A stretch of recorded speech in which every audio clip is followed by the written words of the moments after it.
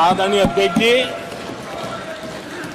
अब हमारी सरकार का तीसरा कार्यकाल भी बहुत दूर नहीं है। देश का मिजाज एनडीए को तो 400 पार कर ही के रहेगा,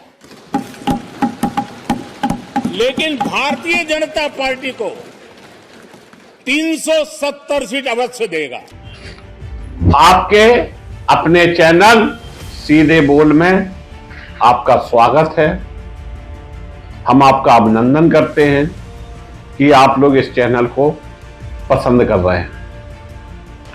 मैं मुकेश सुजैनिया, लोकसभा में हमारे देश के प्रधानमंत्री क्या बोले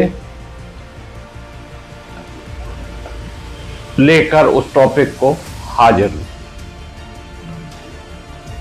जिस तरह से कभी कभी राजनीति में अहंकार आ जाता है और अहंकार में व्यक्ति यह भूल जाता है कि हमें क्या बोलना है, इसी तरह का कुछ माहौल इस लोकसभा में दिखाई पड़ रहा है।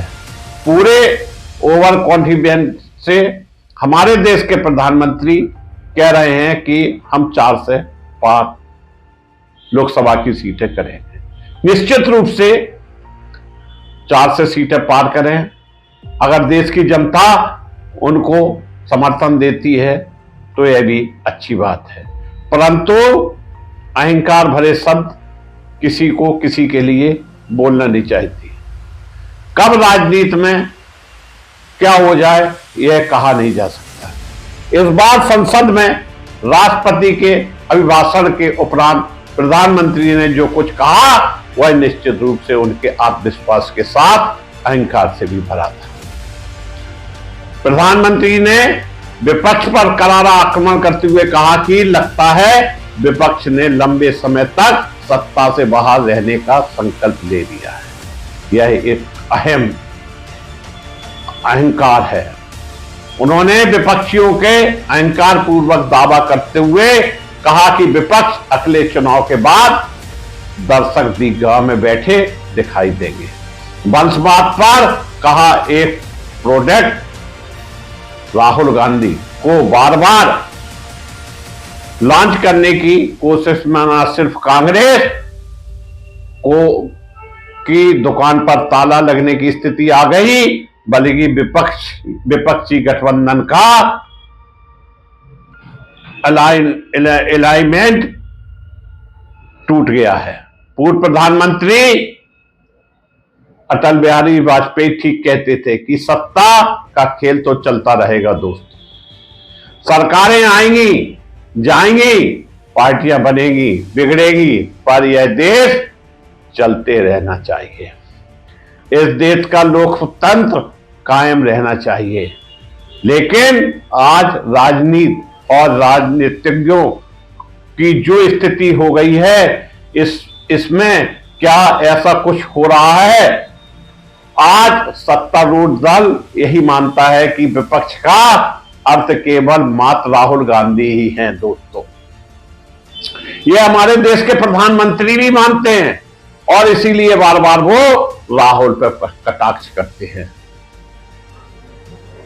सारा आरोप प्रत्यारोप उनके ही नाम से लगाया जाता है अथवा हिंदू मुस्लिम के नाम पर होता है। फिर सत्तारूढ़ दल का यह भी कहना है कि राहुल गांधी को कांग्रेस बार बार लॉन्च क्यों करती है। सच तो यह है कि उनका यह अंदरूनी मामला है, इसमें किसी भी पार्टी को इंटरफेयर नहीं करना चाहिए। लेकिन प्रश्न यह है कि यदि राहुल गांधी विपक्षी राजनीति करने में फेल हो रहे हैं तो फिर राहुल गांधी से सत्तारूढ़ को इतना डर किस बात का है? अभी कांग्रेस द्वारा आयोजित भारत जोड़ो न्याय यात्रा में इतनी भीड़ क्यों मर रही है? आसाम में राहुल गांधी के प्रति इतना डरावना बयान मुख्यमंत्री ने क्यों दिया है और न्याय यात्रा को क्यों बाधित किया है? इसका सीधा उत्तर है कि विपक्ष और विशेष रूप से राहुल गांधी ने आसाम के मुख्यमंत्री पर जो भ्रष्टाचार के आरोप लगाए हैं सही थे। यदि ऐसा नहीं था तो भाजपा ने पहले उनके प्रति इतनी बेरुखी से जो आरोप लगाया था वह निराधार था अथवा सत्तारूढ़ दल में शामिल होने पर मुख्यमंत्री बनाना पुरस्कार था। जो भाजपा में शामिल हो जाए, भाजपा पे ऐसी वॉशिंग मशीन है कि उसके सारे भ्रष्टाचार के दामन खत्म हो जाते हैं और उसे इनाम के रूप में गद्दी सौंप दी जाती है। आखिरकार सत्तारूढ़ के लिए राहुल गांधी इतने महत्वपूर्ण क्यों हो गए? जवाहरलाल नेहरू के लिए सत्तारूढ़ दल इतनी आपत्तिजनक बातें क्यों करता है? राष्ट्रपति के अभिभाषण के बाद प्रधानमंत्री ने कहा कि पूर्व प्रधानमंत्री जवाहरलाल नेहरू भारतीय को आलसी और कम बुद्धिमान मानते थे।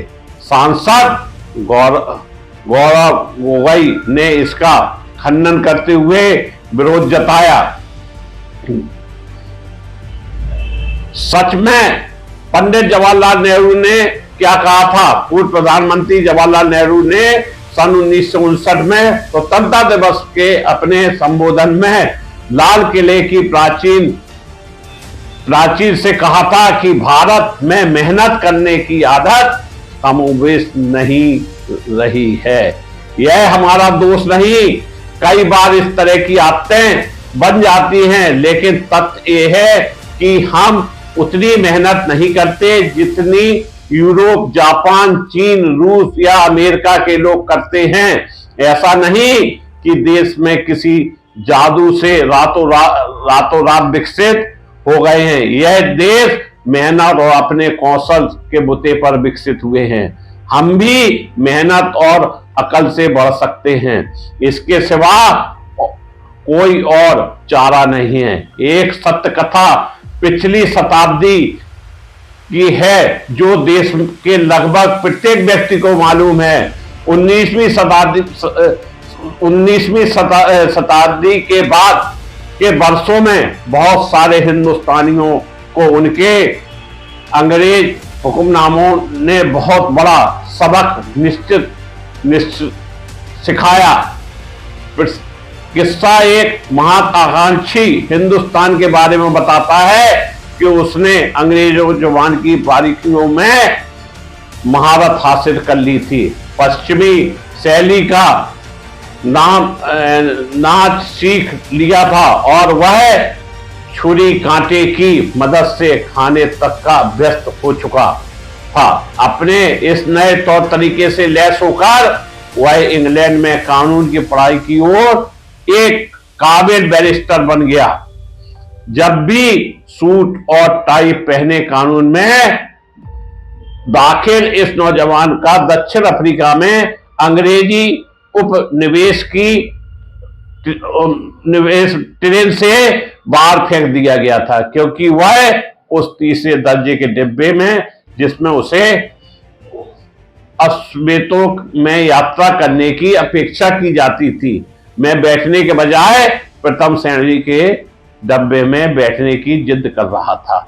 उसका नाम मोहनदास करमचंद गांधी था, जिसे बाद में महात्मा गांधी कहा गया और पूरे संसार ने को महात्मा मानने को उन्होंने मजबूर कर दिया था। ऐसा अपने देश के लोगों के साथ वर्षों होता रहा है। जब उन्हें उन जैसे अश्वेत नेताओं ने देश से बाहर निकालना शुरू किया तो उन्हें अपना कृत्य पर जरूर पश्चाताप हुआ होगा। सहयोग देखिए, उन जैसे अंग्रेजों को भारतवर्ष से निकालने का काम मोहनदास करमचंद गांधी के नेतृत्व में ही संपन्न हुआ था। यह बिल्कुल ठीक है कि देश में नरम दल और गरम दल बन गए थे। गरम दल की अगुवाई सुभाष चंद्र बोस के नेतृत्व में हो रही थी, लेकिन नरम दल का नेतृत्व मोहनदास करमचंद गांधी कर रहे थे। सच तो यह है कि गरम दल के नेता सुभाष चंद्र बोस भी गांधी के परम अनुयायी थे। सुभाष बाबू का कहना था कि 1 लाख व्यक्ति हम करोड़ों भारतीयों पर कैसे राज कर सकता है। मतभेद तो सुभाष बाबू और गांधी में भी थे। गांधी उन्हें समझते थे कि वह 1 लाख ही नहीं, उनके पीछे पूरा ब्रिटेन, अमेरिका सहित यूरोप के सभी देश खड़े हैं। हम उनसे युद्ध करने में अपने देश को आजाद नहीं करा सकते, इसलिए हमें अहिंसक तरीके से ही उनसे लड़ना होगा। सुभाष बाबू गांधी जी के समझाने से कहां समझने वाले थे। उनके बगावती सुर को देखते हुए गांधी जी को अपने हाथ से 3 वर्ष तक निलंबन कर उन्हें पत्र दे दिया था। उन्हें कांग्रेस से अलग कर देना पड़ा था। फिर उनके जोश ने उन्हें रुकने नहीं दिया और आजाद हिंद फौज नामक सेना का गठन करके अंग्रेजों पर आक्रमण कर दिया। परिणाम क्या हुआ कि यह आज भारत के सभी को मालूम है। धन्यवाद।